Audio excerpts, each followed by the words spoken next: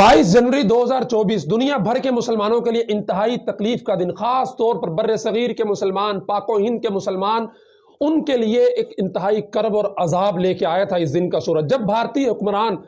मोदी सरकार ने बाबरी मस्जिद की जगह पर राम मंदिर का इफ्तिताह करते हुए बाकायदा तौर पर उसे अपने भगवान राम की जन्मभूमि करार दिया और 50 मीटर लंबी राम की मूर्ति का इफ्तिताह वहां पर जो है वो किया गया। मोदी सरकार जो अपने क़याम के अव्वल रोज से ही मुसलमानों के खिलाफ इंतहा पसंदाना इक़दामात की वजह से पूरी दुनिया के अंदर मशहूर है। मोदी के दौरे हुकूमत में मुसलमानों को एक लम्हे का सुकून और एक दिन का चैन मुयस्सर नहीं आया। मोदी सरकार की इब्तदा ही 1992 में बाबरी मस्जिद की शहादत से होती है और इसके मैनिफेस्टो के अंदर सबसे बड़ी जो चीजें वाज़े तौर पर नजर आई हैं जिसने हिंदू वोटर्स को मुतवज्जे किया वो मुसलमानों के खिलाफ इक़दामात है। 2024 इंतखाबात का साल, मोदी सरकार के पास अपनी कारकर्दगी दिखाने के लिए कुछ नहीं था तो मोदी ने सोचा कि ट्रंप कार्ड इस्तेमाल करते हुए बाबरी मस्जिद की जगह पर राम मंदिर का इफ्तिताह किया जाए और इसी को अपनी इंतखाबी कैंपेन और इलेक्शन कैंपेन के लिए इस्तेमाल किया जा सके। नाज़रीन, बाबरी मस्जिद जिसकी बुनियाद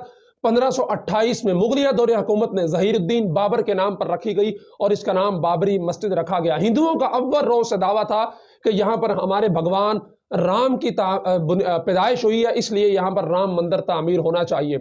भारतीय रियासत उत्तर प्रदेश के शहर अयोध्या में बनी ये बाबरी मस्जिद मुसलमानों और हिंदुओं के लिए इंतहाई कशीदगी का बायस बनी रही। मुख्तलिफ फसादात हुए, हत्ता के बरतानवी दौरे हुकूमत ने, अंग्रेज सरकार ने मस्जिद का अंदरूनी हिस्सा मुसलमानों के लिए और बैरूनी हिस्सा जो है वो हिंदुओं के लिए मखसूस करते हुए एक दूसरे की उसके अंदर आने में पाबंदी लगा दी। तकसीम के बाद भी यहाँ पर छोटे मोटे फसादात होते हैं और दोनों की जानिब से इस जगह पर अपनी मिल्कियत का दावा किया जाता रहा। हत्ता के 1984 में बीजेपी के रहनुमा लाल कृष्ण आडवाणी ने इस जगह को राम मंदिर बनाने के लिए बाकायदा एक तहरीक शुरू की और उसकी क़यादत अपने हाथों में ले ली। यह तहरीक चलती रही हत्ता के 1991 में उत्तर प्रदेश जिसके शहर में यह मस्जिद वाक़े है उसकी हुकूमत बीजेपी सरकार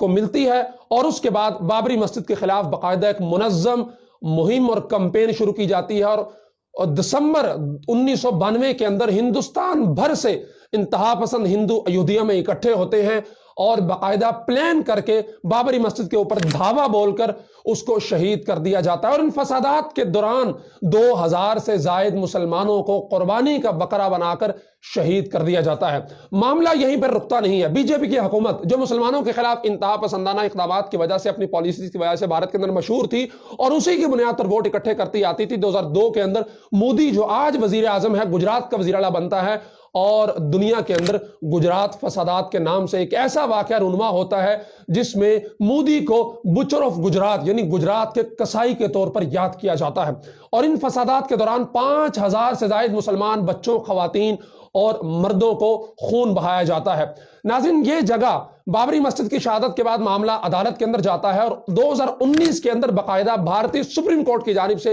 इस जगह पर राम मंदिर तामीर करने का फैसला जारी किया जाता है और मुसलमानों को 5 एकड़ की मुतबादिल जगह फराहम कर दी जाती है। 2020 के अंदर मोदी सरकार इस जगह पर राम मंदिर का संगे बुनियाद रखते हैं और गुज़िश्ता कल यानी 22 जनवरी 2024 को भारतीय वजीर आजम ने इस जगह का बाकायदा इफ्तिताह किया। और सिर्फ भारतीय वजीर आजम यहां पर मौजूद नहीं थे। आपको भारतीय हिंदुओं की मेंटालिटी में बताना चाहता हूं, दिखाना चाहता हूं कि भारत के तमाम बड़े बड़े क्रिकेटर, सचिन तेंदुलकर जिन्हें क्रिकेट की दुनिया का भगवान कहा जाता है, वो भी यहां पर शिरकत करते हैं और एक एजाज के तौर पर आते हैं। भारतीय फिल्मी सितारे बड़ी तादाद के अंदर, बड़ी भारी जो है वो तादाद के अंदर अपनी फैमिलीज के साथ यहां पर आते हैं और इस इफ्तिताह के अंदर शिरकत करते हैं। इसके अलावा आरएसएस के जो सरबराह हैं मोहन भागवत, वो भी मौजूद होते हैं। योगी आदित्यनाथ जो वजीर आला हैं और मुसलमानों के खिलाफ इंतहा पसंदाना इक़दामात की वजह से पूरी दुनिया के अंदर मशहूर है, जो कहते हैं कि हमने जो है वो मक्का मुकरमा को भी अपने कब्जे के अंदर लेना है, कि ये भी हमारे भगवान की जगह है, वो भी इस इफ्तिताह के अंदर शरीक होते हैं। लेकिन अफसोस की बात यह है कि मुस्लिम हुक्मरानों की जानिब से जैसा रद्द-ए-अमल आना चाहिए था, जो उनकी तरफ से एहतजाज होना चाहिए था, कुछ भी देखने को नहीं मिल रहा। अगर आपको याद हो तो चंद साल पहले यही वजीर आजम नरेंद्र मोदी जो मस्जिद की जगह पर मंदिर तामीर करता चला जा रहा है, उसको यूएई हुकूमत ने बाकायदा बुलाया अपने